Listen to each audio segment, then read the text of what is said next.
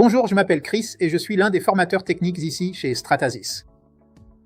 Dans cette vidéo, je vais vous montrer comment appliquer différents styles de remplissage intérieur aux pièces placées sur le plateau et pourquoi il est important d'utiliser chaque type de remplissage. Commençons. Choisir un remplissage pour votre pièce est toujours un compromis entre la résistance et la rigidité de la pièce finale d'une part, et le temps d'impression ainsi que la quantité de matériaux utilisés d'autre part. Les options de remplissage varient également en fonction du matériau et de l'imprimante sélectionnée. Par exemple, lors de l'impression avec du nylon 12 carbon fiber sur une Fortis 450 MC, seuls les motifs de remplissage solide et ajouré sont disponibles. L'utilisation du remplissage solide produit un motif de remplissage sans zone ouverte à l'intérieur du raster et un seul contour pour la paroi extérieure. Cela permettra d'obtenir une pièce à la fois la plus solide et la plus dense, mais cela consommera également le plus de matériaux parmi tous les styles de remplissage. Vous devriez choisir le remplissage solide lorsque vous imprimez une pièce destinée à durer longtemps et à subir une forte usure avant d'être remplacée. Les gabarits et dispositifs de production en sont de bons exemples, tout comme les outils de bout de bras qui doivent être robustes et durables. Par exemple, imprimer cette pièce sur une Fortis 450 en utilisant le remplissage solide nécessitera 12,9 pouces cubes de matériaux de modèle et l'impression prendra 3 heures et 14 minutes. L'utilisation du remplissage ajouré se situe à l'autre extrémité du spectre.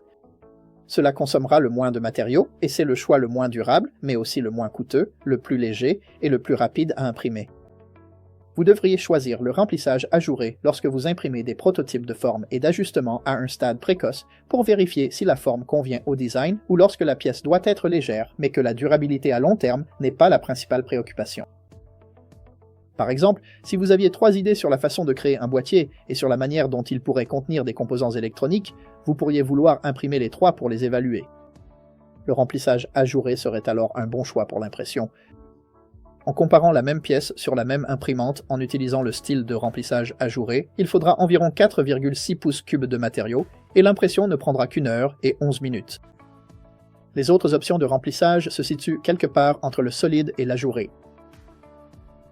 Imprimer la pièce avec le motif de remplissage ajouré double densité crée un intérieur en trame bidirectionnelle.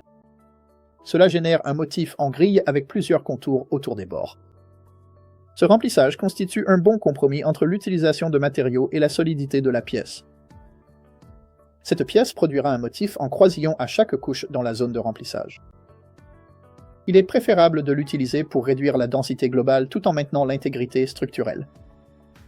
En imprimant à nouveau la même pièce avec le remplissage ajouré double densité, il faudra environ 6,7 pouces cubes de monomatériaux et l'impression prendra 1 heure et 38 minutes.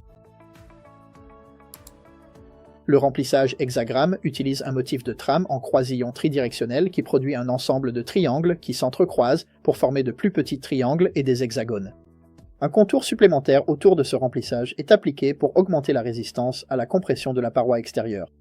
Ce motif est efficace en termes de temps, léger et solide, dans toutes les directions. L'utilisation du remplissage hexagramme nécessite environ 8,7 pouces cubes de matériaux de modèle et l'impression prendra 2 heures et 4 minutes. Si vous utilisez une imprimante F123 ou F770, le style de remplissage ajouré haute densité sera également disponible. Ce style est préférable lorsque l'on a besoin d'une grande intégrité structurelle et que l'utilisation du remplissage solide pourrait entraîner des problèmes lors de la fabrication.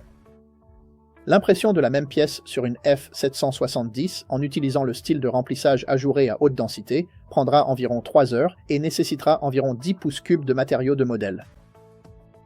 L'utilisation du remplissage solide sur une F770 prendra environ 3 heures et 41 minutes et utilisera environ 13 pouces cubes de matériaux de modèle.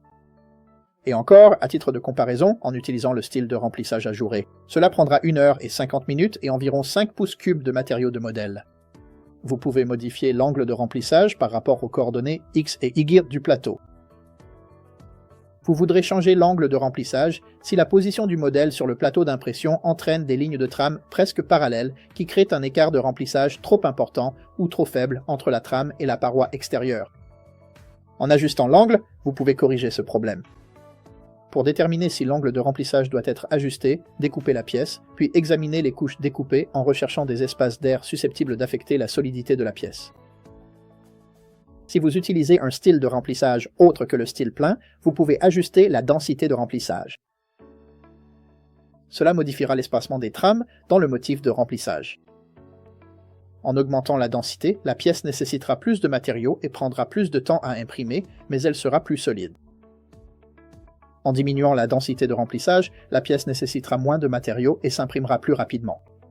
Dans cet exemple, j'ai d'abord utilisé la densité de remplissage par défaut de 18% pour le style de remplissage épars, ce qui nécessitera 1 heure et 11 minutes d'impression et 4,6 pouces cubes de matériaux.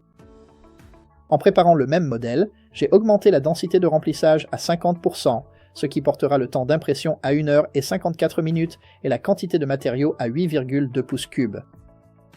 Pour prévisualiser la pièce après avoir appliqué les paramètres de remplissage, cliquez sur l'icône « Afficher l'aperçu de la découpe » dans la barre d'outils à droite. Pour visualiser l'aperçu de la découpe, il est souvent préférable de régler la plage de couches sur « Unique ». Cela facilitera la visualisation de toutes les couches individuelles, où vous pouvez également choisir « Unique et une au-dessus » ou « Unique et une en dessous ». Ici, je vais simplement sélectionner « Unique », puis je peux cliquer sur « Lire l'animation ». Cela lancera une animation de l'impression.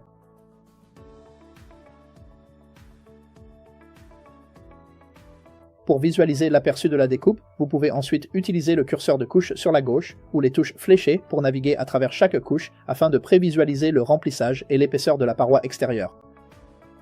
Sélectionnez le bouton « Retour à la vue du modèle » pour revenir à la fenêtre d'origine. Si vous n'êtes pas satisfait des résultats, vous pouvez modifier les paramètres puis prévisualiser à nouveau les résultats afin de vous aider à choisir le remplissage approprié pour la pièce. Lorsque vous êtes satisfait des résultats, cliquez sur le bouton « Imprimer », soit depuis la vue du modèle, soit depuis l'aperçu de la découpe.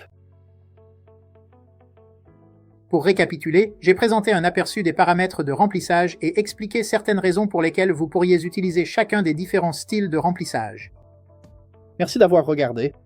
Pour en savoir plus sur GrabCAD Print, consultez les autres vidéos de formation GrabCAD Print de la Stratasys Academy.